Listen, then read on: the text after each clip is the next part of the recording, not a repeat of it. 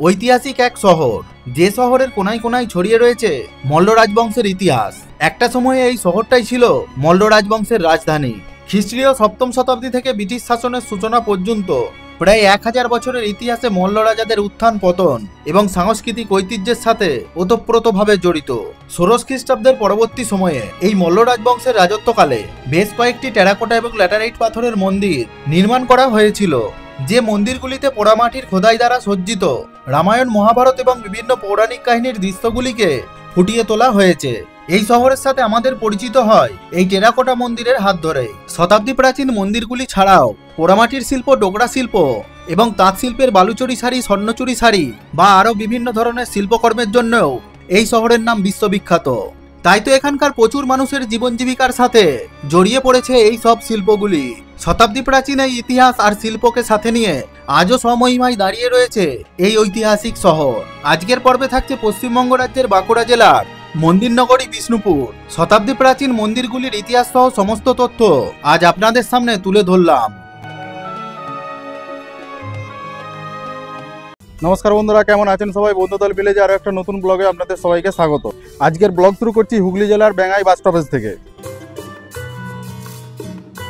আমার আজকের গন্তব্য বাঁকুড়া জেলার মন্দির নগরী বিষ্ণুপুর। এখন আমি এই বেঙ্গাই বাস স্টপেজ থেকে একটা বাস ধরে যাব বিষ্ণুপুর। এই বেঙ্গাই থেকে বিষ্ণুপুরের দূরত্ব ৪৭ কিলোমিটার। বাসেতে সময় লাগবে ১.৫ ঘন্টারও বেশি। সামনের দিকে তাকিয়ে দেখি আমাদের বাস এসে গিয়েছে, আর বাস থামতেই উঠে পড়লাম বাসের মধ্যে। বাসটি এসেছে হুগলি জেলার তারকেশ্বর থেকে। বাসটি এখন যাবে কুতুলপুর, জয়পুর, বিষ্ণুপুর হয়ে বাঁকুড়া জেলার খাতড়া।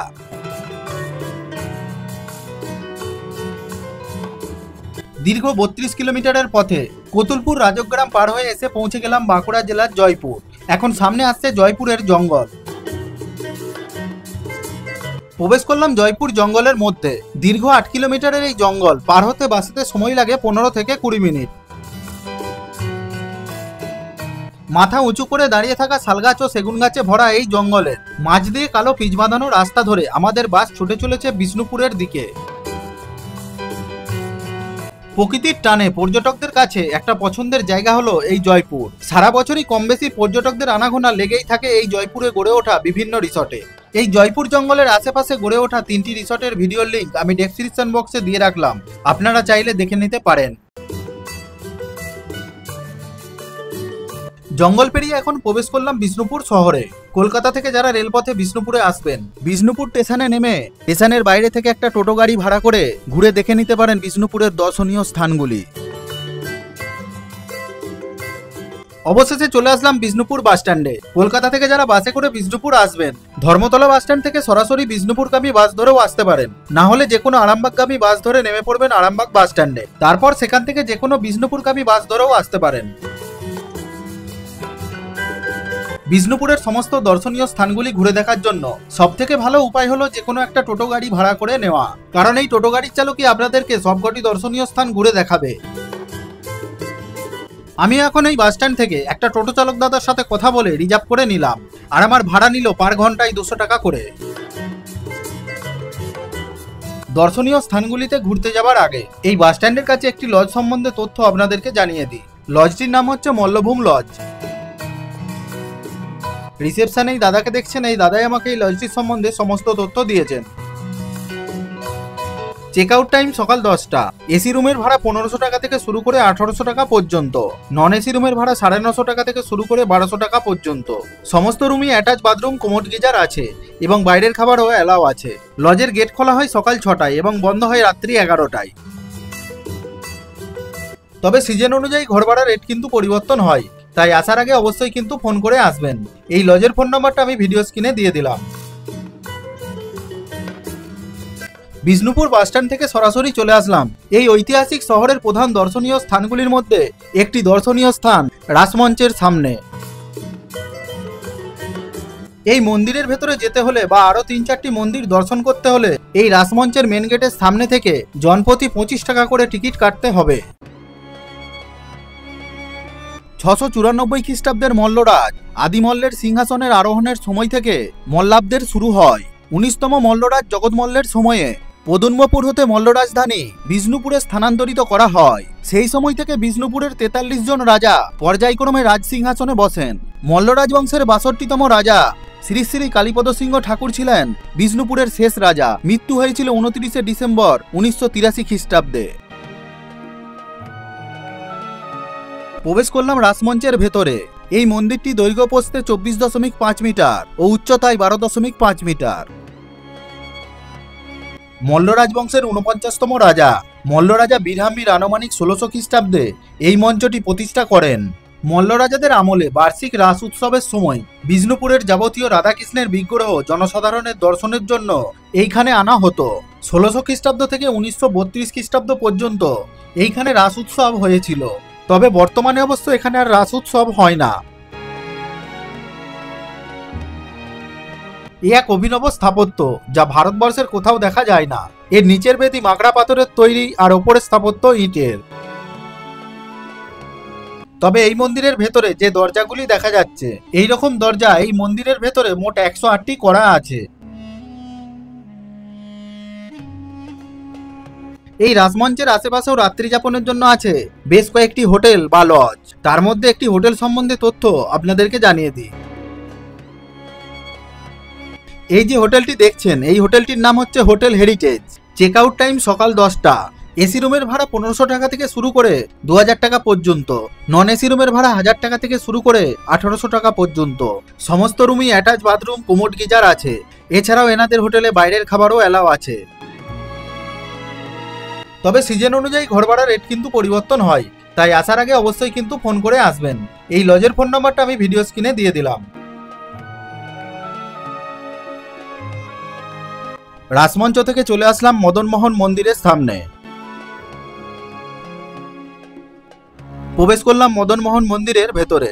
এই মন্দিরটি দৈর্ঘ্য প্রস্থে 12.2 মিটার ও উচ্চতায় 10.7 মিটার। মল্ল রাজবংশের 53তম রাজা দুর্জন সিংহ 1694 খ্রিস্টাব্দে এই একরত্ন ইটের মন্দিরটি প্রতিষ্ঠা করেন। এই মন্দিরটির দেয়াল জুড়ে খোদাই করা রয়েছে কৃষ্ণলীলা, নৌকাবিলাস, 10 অবতার ও অন্যান্য পৌরাণিক কাহিনীর দৃশ্য।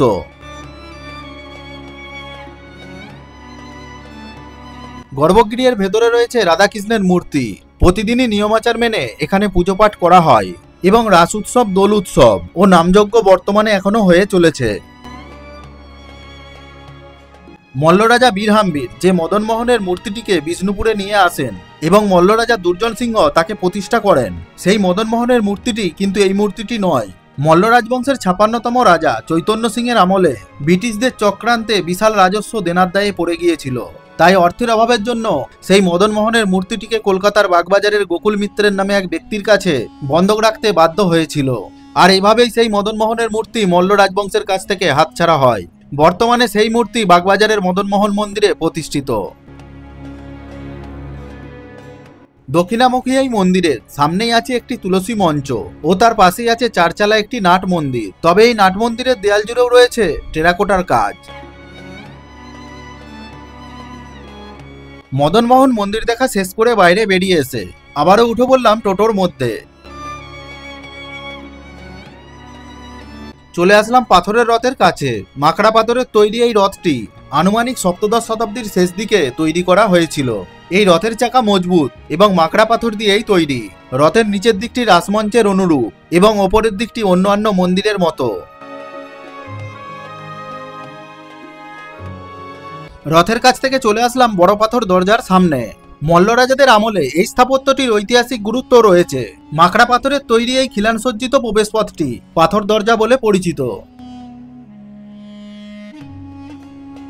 এই বড় পাথর দরজাটি ছিল বিষ্ণুপুরের প্রাচীন দুর্গের উত্তর দিকের প্রবেশপথ। প্রবেশপথের দুই দিকে সৈন্য সমাহারের উপযোগী ছিল দ্বিতল এই দালান।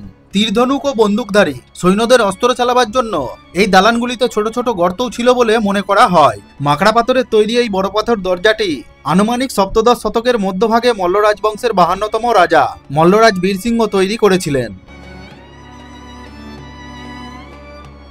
বড় পাথর দরজার একদম সামনেই রয়েছে ছোট পাথর দরজা।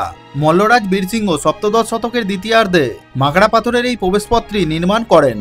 এই ছোট পাথর দরজার ডান দিকে মূর্চার পাহাড়ে শারদীয়া দুর্গাপূজার মহাষ্টমীর সন্ধিক্ষণে কামানের গর্জন হয়, যে শব্দ শোনার জন্য সমগ্র বিষ্ণুপুরবাসী অপেক্ষা করে থাকেন।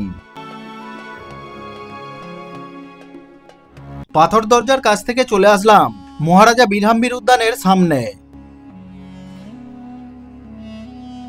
এই উদ্যানের ভেতরটি চারিপাশে গাছপালায় ঘেরা, সবুজ এবং শান্ত নিরিবিলি পরিবেশ। এর ভেতরে যেতে হলে এইখানে 5 টাকা করে টিকিট কাটতে হবে। উদ্যানের ভেতরের মাঝ বরাবর এই রাস্তাটা সোজা চলে গিয়েছে রাধালালজিউ মন্দির। প্রবেশ করলাম রাধালালজিউ মন্দিরে।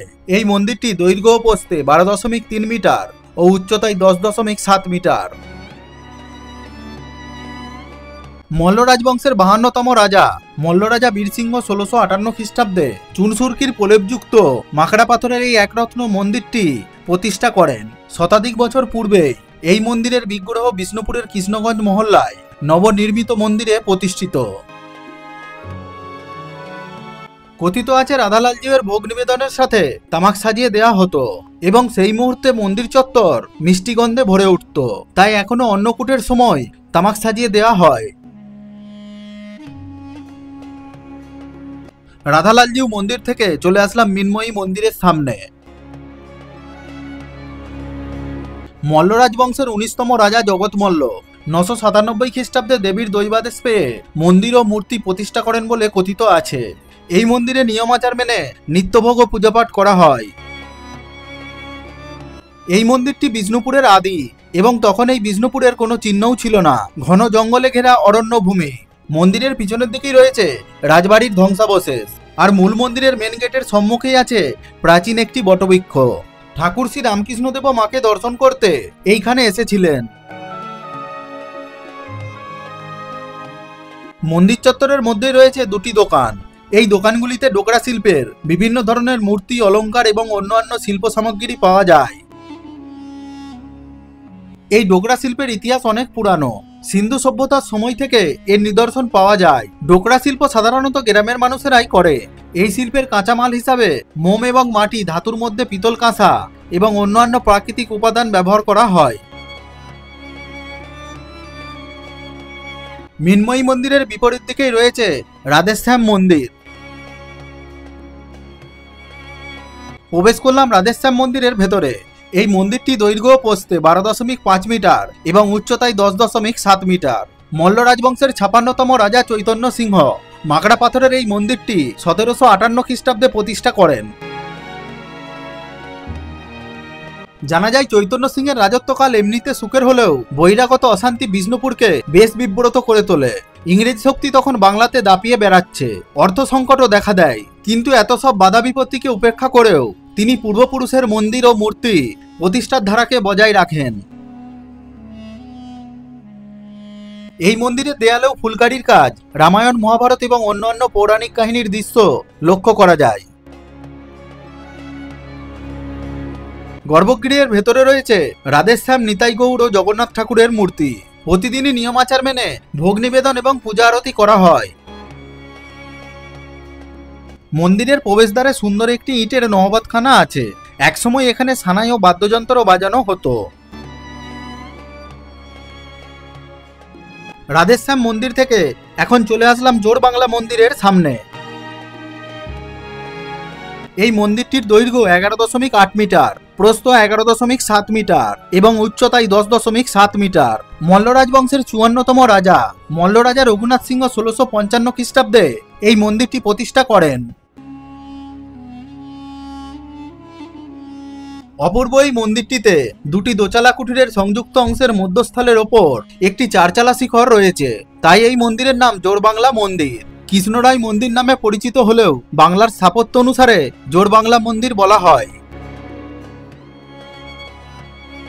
এই মন্দিরের দেয়াল জুড়ে রয়েছে টেরাকোটার কাজ, যেমন রামায়ণ মহাভারতের কাহিনী এবং শিকারের দৃশ্য, সামাজিক জীবনযাত্রার দৃশ্য সুন্দরভাবে ফুটিয়ে তোলা হয়েছে। মন্দিরের বাইরেই বিক্রি হচ্ছে নজরকাড়া সব টেরাকোটা তৈরি বিভিন্ন প্রকার সামগ্রী। এই টেরাকোটা কথাটি হচ্ছে একটি লাতিন শব্দ। টেরাকোটার অর্থ হচ্ছে মাটি, আর কোটা কথার অর্থ হচ্ছে পোড়ানো। আঠালো মাটির সঙ্গে খড়কুটো, তুষ প্রভৃতি মিশিয়ে কাদামাটি প্রস্তুত করা হয়। মানুষের ব্যবহার্য পোড়ামাটির তৈরি সকল রকমের দ্রব্য টেরাকোটা নামে পরিচিত। জোরবাংলা মন্দির থেকে চলে আসলাম হুমগড়ের কাছে।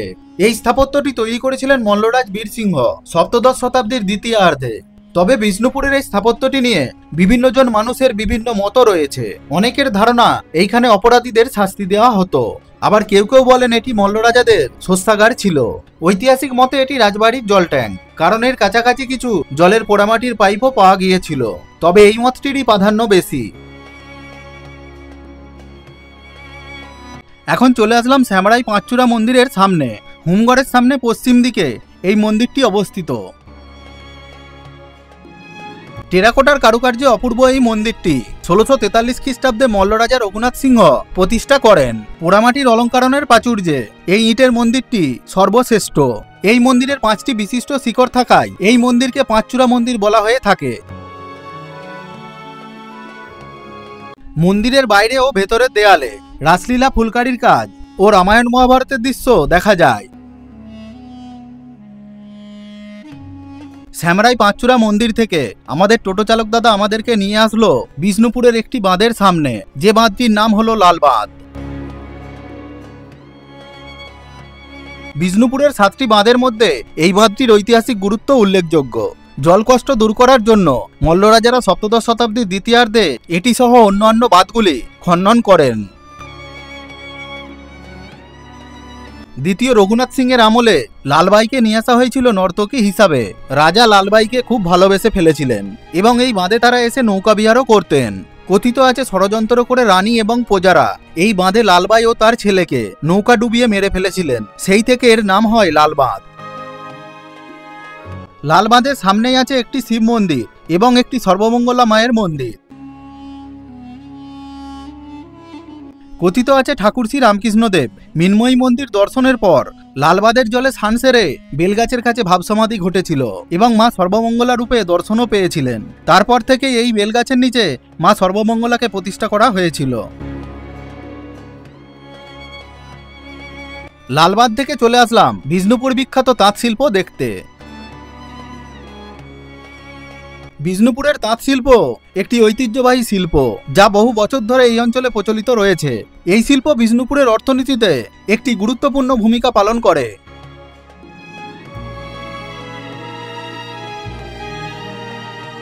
বিষ্ণুপুরের বালুচরী শাড়িগুলি শুধুমাত্র ঐতিহ্যবাহী বস্ত্র হিসাবে পরিচিত নয়, বরং এটি একটি শিল্পকর্ম এবং সাংস্কৃতিক ঐতিহ্য হিসাবেও গুরুত্বপূর্ণ। এই শাড়িগুলিতে বিভিন্ন রকমের পৌরাণিক কাহিনী ছাড়াও ফুটে ওঠে টেরাকোটার ডিজাইনও। তাঁত শিল্পের কাছ থেকে এখন চলে আসলাম বিষ্ণুপুরের জাগ্রত দেবী ছিন্নমস্তা মায়ের মন্দির দেখতে। এই মন্দিরের ভেতর ক্যামেরা সম্পূর্ণভাবে নিষিদ্ধ। মা দুর্গার 10 মহাবিদ্যার এক মহাবিদ্যা মা ছিন্নমস্তা। মেদিনীপুরের নিবাসী স্বর্গীয় কৃষ্ণচন্দ্র গুঁই সাধক বামাখ্যাপা ভৈরবী মাতা ও রাধারানী দেবীর আদেশে 1973 সালের 21শে জুলাই এই মন্দিরটি প্রতিষ্ঠা করেন। অপূর্ব এই মায়ের মূর্তিটি গোটা একটা শ্বেতপাথর কেটে তৈরি করা হয়েছিল। ছিন্নমস্তা মায়ের মন্দিরের একদম পাশেই আছে দলমাদল কামান বা দলমর্দন কামান। দল শব্দের অর্থ হচ্ছে শত্রু আর মর্দন শব্দের অর্থ হচ্ছে দমন। কথিত আছে 1742 খ্রিস্টাব্দে মারাঠা সর্দার ভাস্কর পণ্ডিত যখন বাংলা লুট করার সময় বিষ্ণুপুরে হানা দিয়েছিলেন, তখন এই কামানটি ব্যবহার করা হয়েছিল এবং সেই থেকে এই কামানটির নাম হয় দলমর্দন কামান। বিষ্ণুপুরের মল্লরাজাদের অসংখ্য কামান ছিল। গুটি কয়েক ছাড়া প্রায় সব কামানই ব্রিটিশ সরকার অন্যত্র সরিয়ে দিয়েছিলেন। 1919 খ্রিস্টাব্দে ব্রিটিশ সরকার টুরিস্ট আকর্ষণের জন্য এই কামানটি বেদির ওপর স্থাপন করেন। 63টি লোহার আংটা পেটাই করে এটি তৈরি করা হয়। এর দৈর্ঘ্য 12.5 ফুট ও মুখের ব্যাস প্রায় 1 ফুট। এর ওজনও প্রায় 300 মণ বা 112 কুইন্টাল। দলমাদল কামানের কাছ থেকে চলে আসলাম জোর মন্দির শ্রেণীর সামনে। 3টি মাকড়া পাথরের মন্দিরকে নিয়ে এই জোর মন্দির শ্রেণী অবস্থিত। এই 3টি মন্দিরই মল্ল রাজবংশের 58তম রাজা মল্লরাজা গোপাল সিংহ 1726 খ্রিস্টাব্দে প্রতিষ্ঠা করেন। 3টি মন্দিরের মধ্যে দক্ষিণের মন্দিরটি আয়তনে বড় এবং ভিতরে মাকড়া পাথরের বিশাল অলঙ্করণ, রামায়ণ মহাভারত ও কৃষ্ণলীলার প্রচুর চিত্র রয়েছে। এই জোর মন্দিরের বাইরে বর্তমানে শুরু হয়েছে পোড়ামাটির হাট, যে হাটটি বসে সপ্তাহে শুধুমাত্র শনিবার ও রবিবার।